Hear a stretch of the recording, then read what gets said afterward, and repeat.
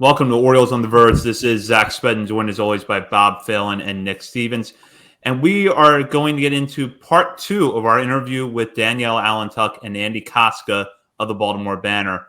Andy and Danielle joined us earlier this week to discuss the Orioles offseason, some of the news that affects the franchise on the field and off the field going forward.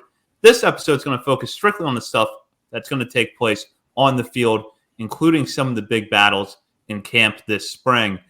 And I'll just dive in with what I think is the biggest question concerning the Orioles roster right now, which is, what are Jackson Holliday's chances of making the opening day roster?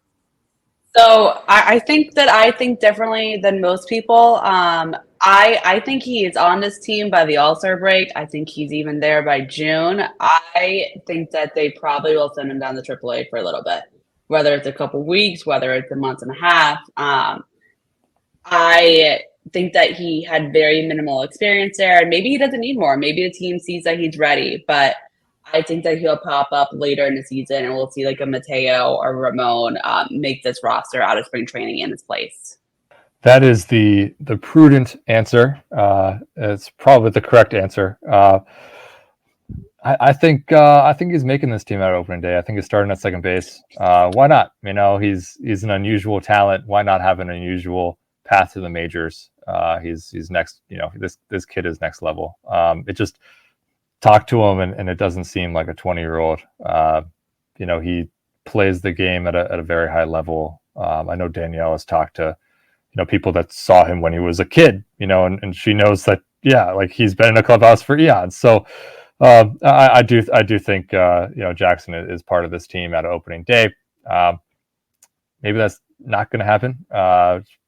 It could be better for his development if he has another 100 at bats or whatever, maybe probably less, but at AAA. But I think you kind of throw him in the water and see what happens, and give him starts at the major league level, and hope that he might bat ninth, and maybe he's not going to hit all that well. But I don't think his confidence is necessarily going to be rattled. If anything, if he struggles, I think it'll just it'll light a fire in him to be even better. You worry sometimes about, think of Colton Cowser, coming up and struggling, and you kind of worry about is it going to affect him? I think, the offseason was great for Colton, and he's going to figure it out in 2024. But for Jackson, I don't think, a starting 100, at the major league level is necessarily going to affect him, especially with how good the team is around him. I don't know necessarily if you're that worried about the drop off of a Jorge Mateo batting instead of, a Holiday. I mean, at best, Jorge Mateo is probably hitting 220. So is it really, worth that difference there? Maybe. That's why I talk about the team and don't manage the team. But I think it would be pretty amazing to see him make the team, and I think he has a pretty good chance to.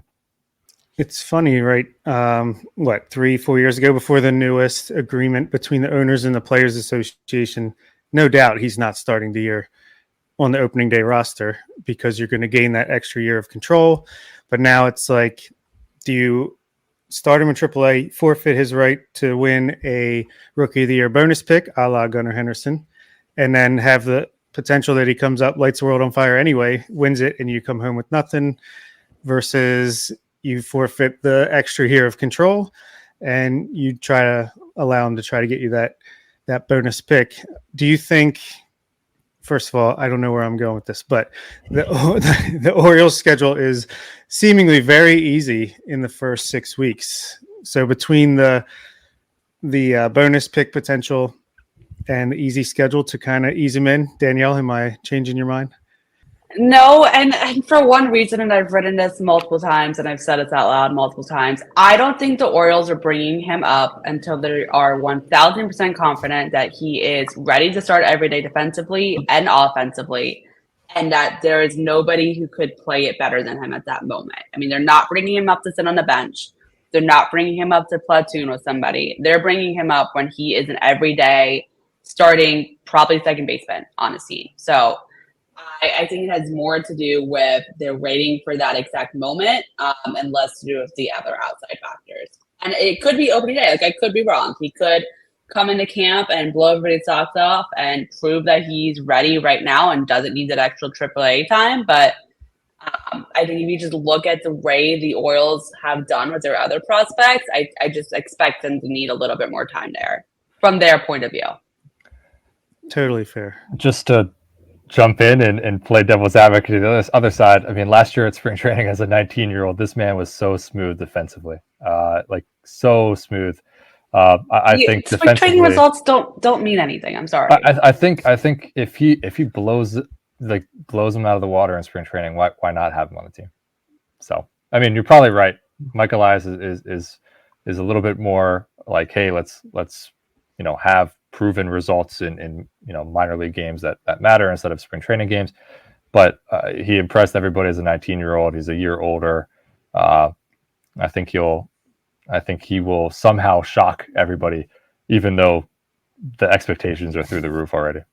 Certainly going to be an exciting storyline to follow starting next week when the position players arrive. But with DL Hall going in the Corbin Burns deal, which we talked about days ago, thank you guys, by the way, for coming back a couple of days later. I hope you guys have done well in the intervening days. But with DL Hall going into Corbin Burns deal, the Orioles are left with the spot in the back end of their bullpen. Does it seem more likely that someone who would otherwise be on the outside looking in will now make the opening day roster, or should we expect them to bring someone in from the outside between now and opening day to kind of fill that role? I mean, I honestly don't know at this point. I think that they have enough options that they could pull from where they don't necessarily need to. I could see them maybe more going to get like some depth bullpen help, maybe somebody they can stick in the minors and bring up at some point, or maybe that'd be somebody who is penciled in now to make the bullpen, who they would stick in the minors to start and then bring them back and forth for his options. I think that to me is now a big question mark going to spring training, and I'm not sure what the answer is. Yeah, it's a question. Yeah, it's a question. I would imagine they have the pieces internally that they don't necessarily need to go out and get somebody. You have 8 relievers, probably. I think we could rattle off relievers right now that make the team if you wanted to. But yeah, I think they have the pieces internally, especially with the Dylan Tate coming back, that you feel pretty good about, as long as he's healthy. That you feel pretty good about the back end of the bullpen, especially if Tyler Wells doesn't make the rotation, which, again, as I said a couple of days ago, that, I think Tyler Wells is a candidate for the rotation and can push for it. But if he makes the bullpen, that's another late inning arm that you feel really confident in. So they have the options, but I'm sure if a guy pops up for a reasonable price, a trade, cash consideration trade, whatever it might be, Mike Elias would jump at it and make sure that he does his due diligence there. I mean, we saw it with Danny Coulomb work to perfection. Before Nick goes to his next question, let me list the relievers real quick because it's gonna play into it. I see 9 relievers for 8 spots. Craig Kimbrell, Ynier Cano, Tyler Wells, I guess, competing for starter as well. Cole Irvin, Danny Coulomb, Jacob Webb, Cionel Perez, Mike Baumann, Dylan Tate. And I believe and there's also Keegan Aiken. He still exists. Not many options there. Would you consider Bruce Zimmerman or Nick Vespi? Vespi, yes. Did you say Mike Baumann? I did, I think. Okay, yeah. Baumann, I think, is in the bullpen. But I think there's also a couple other names, some of these non-roster invites we might see come into the picture too. That's true. Wanderson Charles could be. I mean, that fastball is elite. Very, very fast. He just has to throw strikes. Or that reminds me of other players. Brian Baker too. Yeah, Brian Baker has an IPA named after him. Has to be good. So yep. Well, a lot of those guys though don't have options. I think we might have touched on this earlier, but Aiken, I'm actually not sure. I feel like we've had a lot of conversation about Aiken not having an option. Fangraph says he does. I'm going to trust Fangraphs, I guess, for right now. It's got to be the only reason he's still here. Guys like Jacob Webb doesn't. Michael Baumann doesn't have the option. If Tucker Davidson comes back and makes the team, some of those NRIs that are coming into camp, if they happen to make the team, a few of those guys don't have options. Do you think that Do you think these guys the Orioles are like, we're confident in Bauman and we're going to roll with some of these guys and it's not an issue? Or do you think that makes it more of a pressing issue to make some sort of move over the next couple of weeks? I don't necessarily. Yeah, I was just going to say, I don't necessarily think so, just because DFAs exist for a reason. And unfortunately, when you're a bullpen arm, that's just sort of the life that you live. Exactly. Yeah. I mean, some of these, it's a little bit of a revolving door with as you get deeper into the bullpen. I mean, this is kind of the life they live, and it's tough. But I think there's no reason Bauman can't make the opening day roster. And a lot of these guys are on really team friendly deals that they're probably not afraid to DFA somebody. So, I think, I don't know if that plays too much of a factor into it. Maybe if there's injuries, somewhere, or if they need to, shift guys around because of fatigue later in the season, that can be a little bit trickier. But we'll see. I think at least for some Orioles fans, there's a little bit of a surprise that Ramon Urias is still with the team, given the number of infielders that the Orioles have, the fact that he's now arbitration eligible, making a little bit more money, and only a year removed from a Gold Glove. At this point, is Urias part of the Orioles' plan solidly for 2024, or is there still a chance that maybe he's moved some point early in the year, or maybe in camp if they feel like one of their other young infielders is ready to take the step up to the major leagues? I wouldn't rule it out necessarily to have a move. It would really take a phenomenal spring from Kobe Mayo and Jackson Holliday probably to make it a reality. But I think the fact that he has such great defensive versatility, and you can pretty much trust him to hit, I think 265 last year, but at least 250. The floor is pretty good for Ramon Urias. So I don't necessarily agree with the train of thought that you have to get rid of a guy like that. I think he's a great asset for a team, and he has a lot of experience, and you cannot have a team full of rookies at the same time. So you do need some experienced guys, and Ramon is a good guy in the clubhouse too.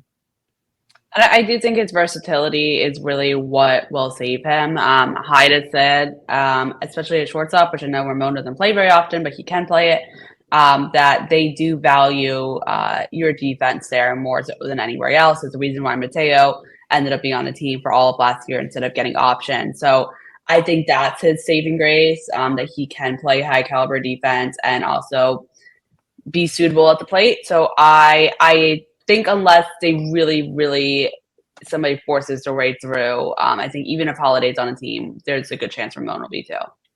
Yeah, I'd agree with that. I do see a comment. Sorry to derail you guys, but I do see a comment saying trade Santander, and I wonder, like, what is the, in your opinion? I don't think there's any reason to trade Anthony Santander. I mean, he's your best power hitter from both sides of the plate, just about, and the fact that he is a solid defender too in right field. Personally, I don't see any reason to trade Anthony Santander entering the final year of team control. Just opening that to you guys. Absolutely. You could extend him for a small deal, but to me, it's the perfect qualifying offer candidate, because if he accepts it, great. You get a power hitting switch hitter at, basically league average free agency rate for 1 year. How often can you do that? And if he declines it, you get another draft pick if he signs elsewhere. Yeah, at exactly. This point, go ahead. If you were going to trade him, like, you would have traded him last year. Now you're trading a rental, like, his value is going to be pretty low. And like it's World Series or bust now, I feel like, for the Orioles. So I've become we waited so long. I don't know how many, it was like 6 years, 5-6 years he was on this roster, and finagling the Rule 5 roster requirements, the injuries and the COVID year. And it was just, you saw flashes, and then now the last 2 years, the man's exploded. And I love having that bat in the middle of this lineup. Oh yeah. All right, you ask the questions now. You guys ask. Danielle, that was good. Well, you need to practice. We're a little rusty from the off season, We have to get back in the groove of asking questions. Spring training for everybody. Mm-hmm. If Jorge Mateo, the other infielder everyone wants to get rid of, shows he can play a capable center field to become more of a super utility player, how valuable would that be to the Orioles as far as managing the bench? It would be huge. Yeah, I mean, it would open them up to feel comfortable with Heston Kjerstad and Colton Cowser on the roster as well. I mean, it would really allow them to have a capable center fielder, to have just incredible range speed wise. But we did see last year, had the tendency he could make the incredible and then also make the incredible blunder. So we did see both in center field in the brief experience that he did have. But yeah, if he could prove to be a replacement level center fielder, when Cedric needs the off, the irregular off day, it basically guarantees him a roster spot, in my opinion, and then also frees up the rest of this Orioles bench to add some more power and probably corner outfield potential. Colton can play center a little bit too, but and Austin Hayes as well. So it's not like dire straits here, but I do think it helps so much. I think if we see that, if that is one of the outcomes of spring training, then I think Heston Kjerstad makes this team over Colton Cowser, because Colton Cowser is the better defensive outfielder, and Heston, at least last year, was not quite trusted in the field yet. I'm intrigued to see what defensive improvements he's made in the offseason and during spring training. But I think that Heston's bat has a bigger upside than Colton's at this point in his career. And that would mean Heston would make the team and Colton would go back to AAA. Yeah, I know that's one storyline I'm anxious to see how this outfield plays out. And can Cowser and Kjerstad both make the major league roster? But speaking of competitions, though, do you guys see? We know for the most part when teams go to spring, very few roster spots, not 26-man roster, are actually up for grabs.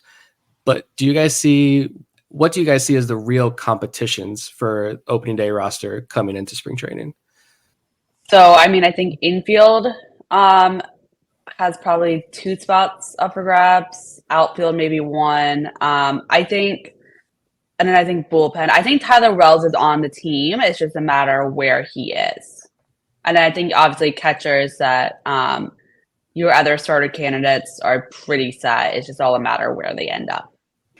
Yeah, I kind of go along with that. I think the main question for the only starting position that I think is up for grabs would be second base / third. I mean, it could be Jordan Westburg at second or third, potentially. And I think Jordan Westburg makes the team no matter what. Right. I agree with that. Yeah, 100%. So maybe second or third for him, and then you have the opening of maybe it's Arias starting at third, maybe it's Jackson Holliday starting at second with Westburg at third, Gunnar at third, and Mateo at shortstop. I mean, you could have different configurations here, but I kind of feel like the guys at least are set with Holliday as a big question mark, whether he is included in that mix. Then the outfield, the starting 3 outfielders, then it just kind of comes down to whether you have a fourth, even a fifth. I mean, you could technically have a fifth outfielder too if you feel like it, but yeah, it's mostly backups at this point, and back end bullpen guys. It's easy to forget Ryan O'Hearn exists as well after the year he had last year. Is he just firmly on the bench? DH? DH bench. I would imagine. Splitting time with Mountcastle at first with whoever not playing can play DH. O'Hearn can play corner outfield if you need him to in a pinch. I'd imagine. I mean, his last year was so good. So unless he shows something completely different, there's no reason for him not to be a fixture on this team again. What would have to happen? Go ahead. I was going to use this as an opportunity for Andy to wax poetically about Jordan Westburg, because I'm not going to say I was skeptical. I wasn't skeptical of him as a prospect. It just seemed like if they were going to make a trade, it was going to be Westburg like a year or so ago at this point. But Westburg came up and he didn't really have the highs or the lows. He was kind of even keel in that pro debut, played well. He's very strong defensively. We know personality-wise what type of person he is. Having some of the minor league coordinators like Tim DeJean on the show before, the way they talk about Jordan Westburg as a person is just, it's mind-blowing. Where do you think we'll see the biggest improvements in Westburg's game this year? It has to be power, just because of how low the power was in 65 games or whatever he played. 3 home runs, OPS of like maybe 714 or around there, but at least I think it was. I do think, he will make a boost in power. I mean, you saw at AAA, 15, 18 home runs, whatever it was at, AAA, the other part of the season. He has it in his locker. Tremendous bat to ball skill. His average exit velocity of 90.2 last year was good. I mean, like that's a above average exit velocity, and you have to like that. Not a huge amount of swing and miss. Walked at a decent rate. I think he's going to be a long time major league player. Maybe not a super standout. Maybe he makes a couple all-star teams would be great for him. But I don't think he's going to be Gunnar Henderson level. But I think he is a very capable big leaguer who deserves a starting place for quite a long time. I think he did too much well last year to really consider too much of a step back. And I think the thing that he can improve on, and he knows he can improve on, is power, because he did it in the minor leagues, did it at Mississippi State. It's of course way more difficult to do it as a right-handed hitter at Camden Yards. So I do not expect huge power numbers or anything like that, but maybe some more extra base hits into that huge left field corner over there. I've always said he's like the infield version of Austin Hayes. I kind of stand by that. Yeah. No, that's an apt. Yeah. And if he is, I mean, it's a great person to be. Who wouldn't want to be an Austin Hayes caliber player? Hopefully stays healthier. Yeah. And without the 2-year dip off return to the majors story that Hayes went through.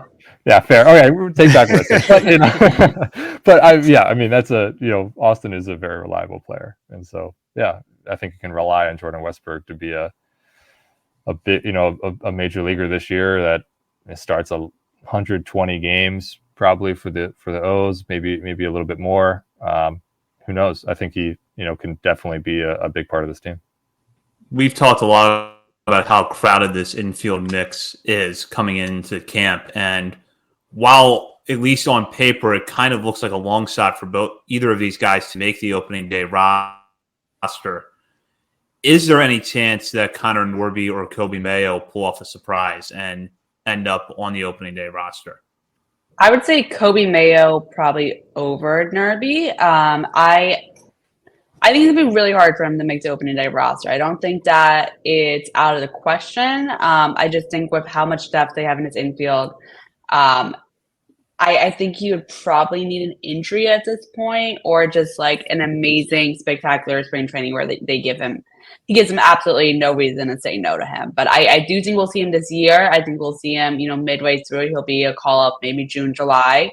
But I think it's going to be really challenging for both of them to make it out of camp. Yeah, I think it'll be more of a long shot for Connor Norby, even though he had 293 in AAA, a full season in AAA, some around there. So definitely a phenomenal year last year. I just think his path might be more difficult without being able to play as many positions. Can play in the corner outfield too, but second base primarily. Kobe Mayo can play third, really, very well. First base if he needs to, and probably do it as a decent first baseman. And then who knows? I mean, guys can learn corner outfield a little bit too. I don't know if either of them this year will break through out of spring training. I think Kobe Mayo is a huge future. Huge amount of power, even for a right-handed hitter at Camden Yards. That can be difficult, but there's still a lot of power to be had there. And his versatility being third base or first base. I mean, who knows exactly the long-term future of, Ryan O'Hearn after this year. He might not be on the 2025 roster. Then you like having Kobe Mayo, even though they both are right-handed batters, Mountcastle and Mayo. But there's definitely options for him being a long-term Oriole. I don't necessarily see it out of spring training this year, unless he completely mashes the ball 40,000 times and then he forces his way onto the roster. I mean, that's possible too. Very good chance he could do that. For me personally, I would take that cushiony opening 5-6 weeks of the schedule combined with the good starting pitching staff. I'd do Kobe Mayo, Gunnar Henderson, Jackson Holiday infield with Jordan Westberg, super utility guy, could play left field, third base, second base, but I know that's not going to happen. Last year at spring training, I think it was a surprise Jackson Holiday got a spring invite at all. And then he stuck around so long, longer than I think anyone would have imagined him to do so. This year, the Orioles have invited a top 20 prospect in baseball that's a teenager still to spring training, Samuel Basayo. Is he this year's Jackson Holiday? Is he going to stick around a little bit and get like some actual playing time in the spring? Or is he going to be, we need so many catchers. As soon as we cut X amount of pitchers, he can go right back down to minor league camp? I think he is probably not there quite as long as Jackson Holiday. I think he's somewhere in the middle there. They love him. They love his upside. They love his potential. They want to see him improve a little bit, his catching skills. And he made a lot of progress last year when he was in AA. But I think he's going to be, paired up with Adderley and James McCann all spring. I think he's going to be working with the Orioles' top pitchers. They see a huge future in him. They're kind of counting on him. James McCann has 1 year left on his deal. I think they're kind of counting on Samuel Basayo being ready when James McCann is gone to kind of take over as either the backup catcher or some other role for 2025. And I think this spring is kind of when they're going to be testing out where his abilities are and if they can really count on that. Yeah, you can mess around with him too, a little bit of first base, a little bit of DH in spring. So don't put as much strain on forcing him to catch, 9-inning games or things like that. But yeah, I think he's, bright future, as Danielle said. They love him. And there's no real harm in having him up for this long. I think it's only gonna help his future. It will be really interesting to see just how he meshes in a clubhouse. Because Jackson obviously had kind of grown up in a clubhouse, so came with an advantage as a young guy. This is a 19-year-old who didn't grow up in a major league clubhouse. Has been in clubhouses his entire life, though, so it's kind of the same thing. But yeah, I think he's going to be a really interesting guy to watch, and I think he's not going to make the opening day roster, but could be a guy that as Danielle said, kind of takes over as that backup catcher / DH / first baseman in a couple of years. Real quick, on the other end of the spectrum, Andy, who's this year's Reed Garrett? Who are you stomping for to make the bullpen? Oof, man, I was a big Reed Garrett guy last year. Who was the other guy that ended up with Milwaukee or Seattle? Eduard Bizardo. Yes, that's right. I still am a Bizardo guy, man. He's good, man. He's good. He was good, and I think he's going to be an asset for Seattle. I think he's with Seattle now. That's right. Count it now, that's man. Right. He's Bizardo has stuff. I was a big fan of him. Just watching his bullpen sessions and watching him work. Obviously, the guys that know a little bit more than me decided not to have him on the roster. So it is what it is. But I don't know who's going to be. I don't know who's going to be this year's Reed Garrett. I take a couple days to watch bullpen sessions. I am all in on the one seam fastball that Nick Vespi has introduced, and so maybe I'll be stopping for Nick Vespi. But Wanderson Charles could be a really intriguing guy with his four seamer, his so much life. It depends on if he can throw strikes, but I think that four seamer is very interesting, and you love a guy that has high velocity. So maybe he is in there. Who knows? You could also have a resurgent for Brian Baker that shows that last year was a bit a huge anomaly, and he can get back to his best. So yeah, there's a lot of fringe bullpen arms right now that could show up and have great times.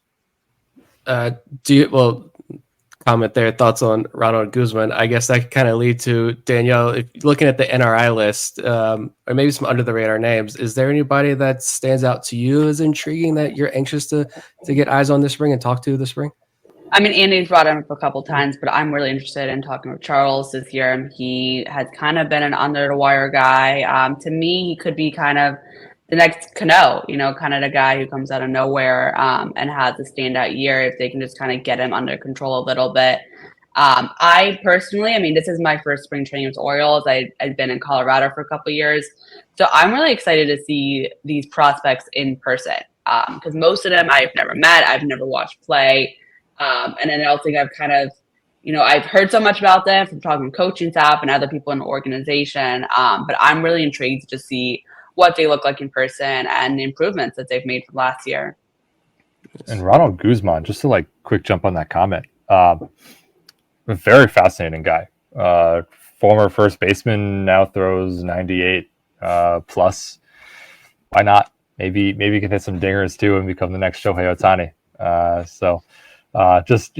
Interesting character. Was worth a minor league deal with an invite to spring, I guess it was, and why not? He could he could be one of those fringe guys that really impresses in spring. It'll be interesting to watch. Some pitching prospects, sorry, Nick, that are invited to spring this year: Chase McDermott, Cade Povich, Justin Armbruster. Do you think any of them have a chance to, if not make the team, at least impress enough where it's like, okay, we need an arm? These guys showed out in spring; they're doing well, and give them a chance. Well, I know Justin Armbruster's has a lot of support on this show. Not just an org guy. I think the likelier path is that, especially Chase McDermott, that we may see him get a look as reliever this season. Maybe not as a starter unless something haywire happens and they really need another arm up there. He was invited to Berlin Caravan, which means that he is high on their radar and that they are interested in his future and that they see him as part of their future. So I wouldn't be surprised if he particularly gets a look as a reliever, maybe even a long reliever this year, just to sort of get him that experience up in the majors before they have a spot for him as a starter.